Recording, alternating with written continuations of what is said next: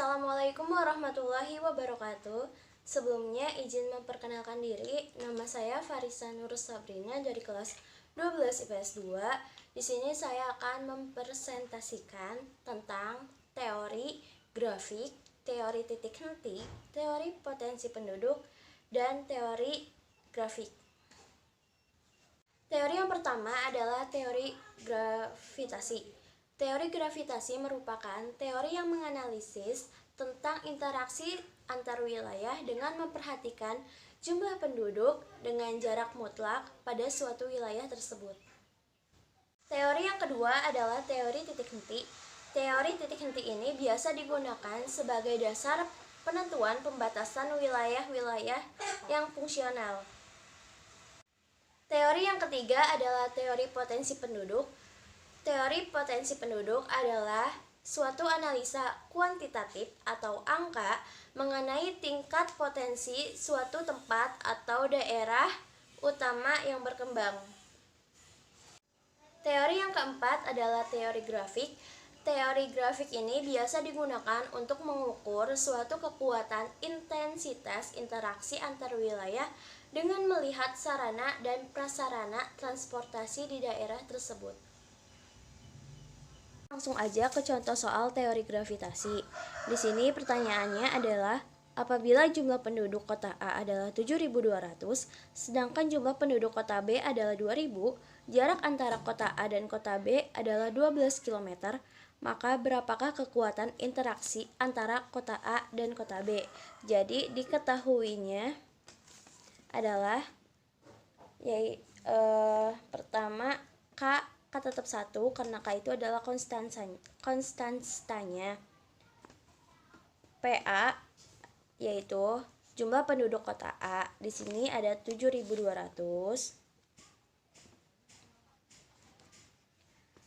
Terus di sini ada PB yaitu jumlah penduduk kota B. Di sini ada 2.000. Dan jarak antara kota A dan kota B adalah 12 km atau 12 km dilambangkan dengan DAB. 12 km. Yang ditanya adalah IAB, yaitu kekuatan interaksi kota A dan kota B. Rumusnya yaitu atau dijawab sama dengan IAB sama dengan konstanta dikali jumlah penduduk kota A dikali jumlah penduduk kota B dibagi jarak antara kota A dan kota B. A dan kota B pangkat 2 sama dengan K-nya di sini udah ketahuan 1 dikali PA-nya 7.200 dikali PB-nya itu 2.000 dibagi jaraknya yaitu 12 pangkat 2 sama dengan 1 dikali 7.200 dikali 2.000 hasilnya 14.400 dibagi 12 kali 12 yaitu 144, maka hasilnya adalah 100. Jadi jumlah atau berapakah kekuatan interaksi antara kota A dan kota B yaitu 100 atau 100.000. Aja ke contoh soal teori titik henti, yaitu soalnya pemerintah ingin membangun sebuah pasar di antara kota A dan kota B. Jika jumlah penduduk kota A adalah 350.000 jiwa dan penduduk kota B sebanyak 150.000 jiwa dan jarak antara dua kota tersebut adalah 45 km, maka tentukan di manakah lokasi pasar berdasarkan perhitungan titik henti. Kita cari yang diketahuinya dulu. Yang diketahui itu ada DAB atau jaraknya 45 km. PA yaitu jumlah penduduk kota A, di sini ada 350.000 dan ada PB juga jumlah penduduk kota B yaitu 150.000. Dijawab. Rumusnya yaitu DAB sama dengan D kecil DAB dibagi 1 akar PA dibagi PB, yaitu sama dengan DAB nya kan jaraknya berarti 45 dibagi 1 akar PA nya ini 350.000 dibagi PB nya itu 150.000 sama dengan 45 dibagi 1 ditambah 1,52. Ini hasil baginya. Hasil bagi dari 350.000 dibagi 150.000 sama dengan 45 dibagi 2,52. 1,52 ditambah 1, hasilnya ini. Hasil dari 45 dibagi 2,52 yaitu 17,86.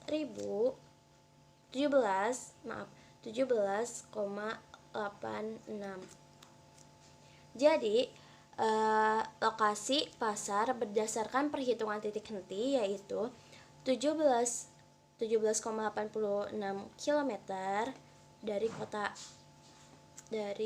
kota A.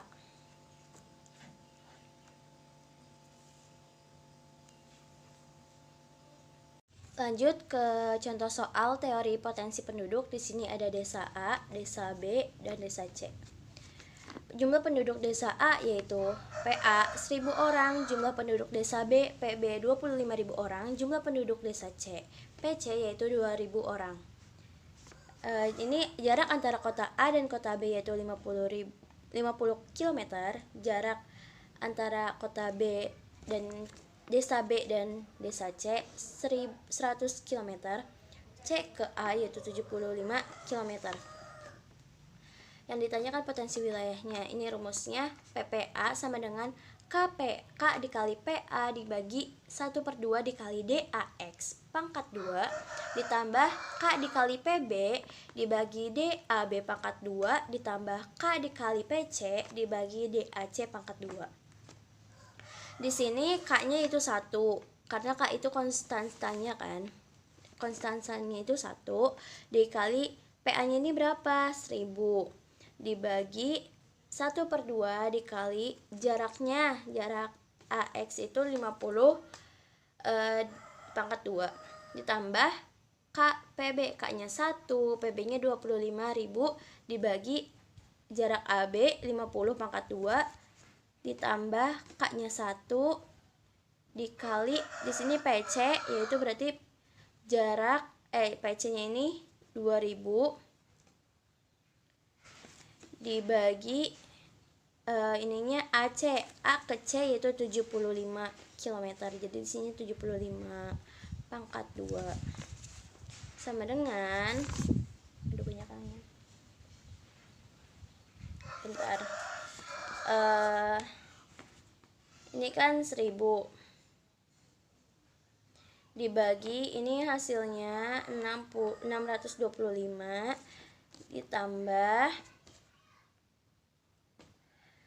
ini 25 karena 25.000 dikali 1 itu 25.000 tetap dibagi 50 kali 50 2.500 ditambah ini tetap 2.000 dibagi 75 kali 75 yaitu 5.625. Di sini sama dengan 1.000 dibagi 625 hasilnya 1,6 ditambah 25.000 dibagi 2.500 hasilnya 10 ditambah 2.000 dibagi 5.625 hasilnya 0,35.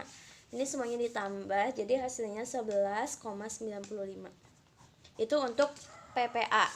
Di sini PPB-nya ini sama, cuman ini kan ini yang ditanyanya PB, berarti PB dulu baru PA, cuma ditukar-tukar gitu sepertinya. Sama dengan KPB, K-nya ini 1, PB-nya 25 dibagi 1/2 DBX-nya itu 50. Iya. Jadi ininya salah. Ini 50. Maaf, ada suara ayam. Salah. Ditambah KPA, K-nya ini 1, PA-nya 1000. Dibagi ini D, ininya ini DB A, berarti 50 juga jaraknya. Di sini 1, PC-nya 2000 kan, 2000. Terus dibagi ini B ke C, berarti B ke C jaraknya 100 kan. Di sini B ke C jaraknya 100. Jadi kitanya pakainya juga 100 pangkat 2. Sama dengan ini jadi 25.000 dibagi 625, sama kayak ini yang sebelumnya. Terus ini ditambah, ini tetap 1000 karena dikali 1, dibagi 50 kali 50, 2500, ditambah 1 kali 2000, hasilnya 2000, dibagi 100 kali 100 atau 100 pangkat 2, hasilnya 10.000. Ini hasilnya 40, ditambah 1000 dibagi 2500, hasilnya 0,4, dan 2000 dibagi 10.000, hasilnya 0,2.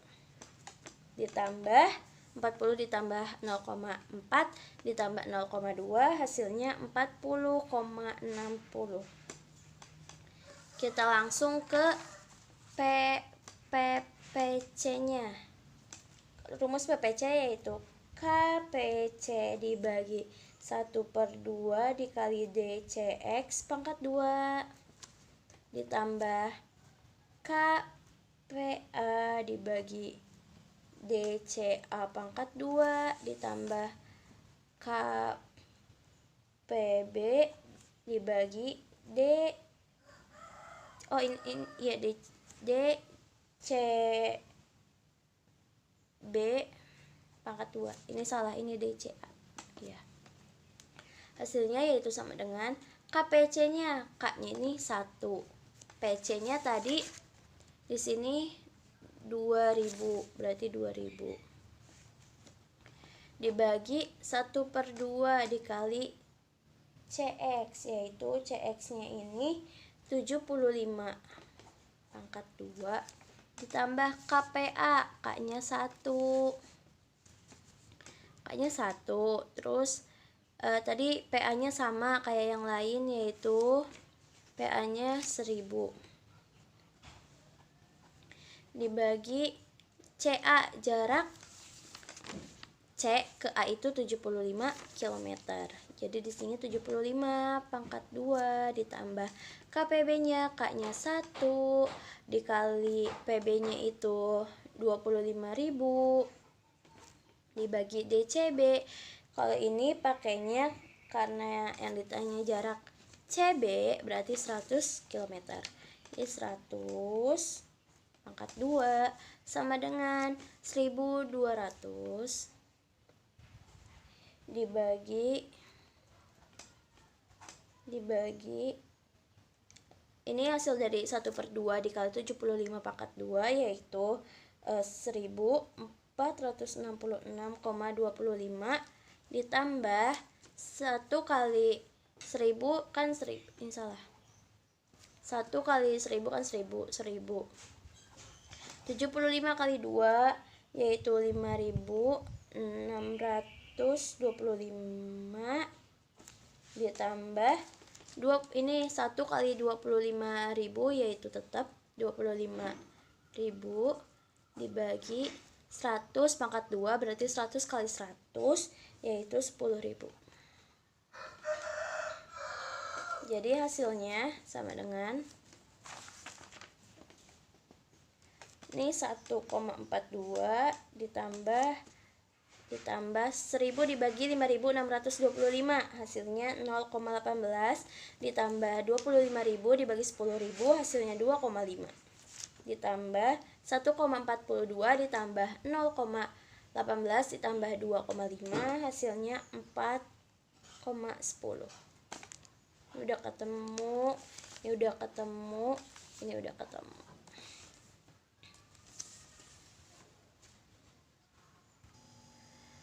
Setelah nilai potensi penduduk dari setiap wilayah diketahui, langkah berikutnya adalah menyusun presentasi potensi penduduk di setiap wilayah untuk mengetahui potensi penduduk yang paling besar di wilayah mana. Karena di sini potensi yang paling besarnya itu ada di wilayah B, 40,60. Jadi cara menghitung persentasinya, pertama persentasi PPA. PPA-nya ini kan 11,95 dibagi potensi paling besar. Jadi 40,60 dikali 100%. Hasilnya yaitu 29,43%. Untuk yang kedua, presentasi PPB sama dengan PPB di sini sama 40,60 yang paling besar dibagi, karena yang paling besar juga itu, jadi dibagi 40,60 dikali 100, hasilnya sama dengan 100%. Untuk yang ketiga yaitu presentasi PPC, yaitu PPC di sini nilainya 4,10, jadi 4,10 dibagi 40,60 dikali 100%, hasilnya 10,10%. Ini kenapa dibagi 40,60%? Kenapa dibagi 40,60? Karena 40,60 ini merupakan potensi wilayah yang paling besar, wilayah B atau desa B.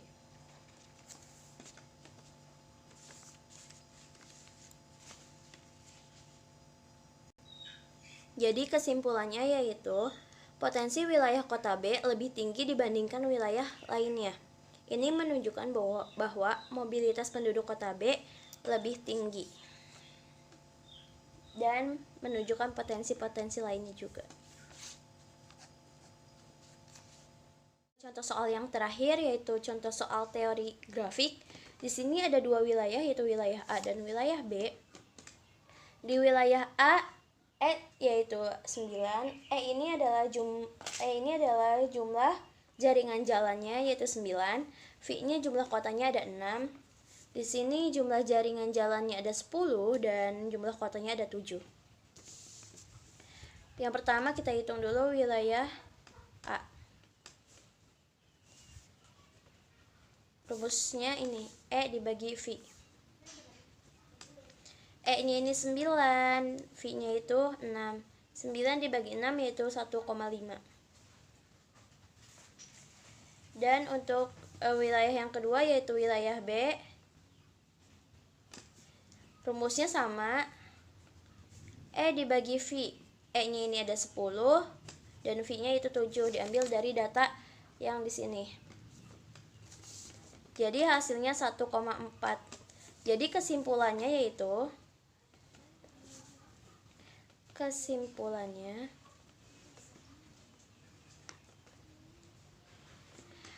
wilayah atau konektivitas wilayah A lebih tinggi daripada konektivitas wilayah B.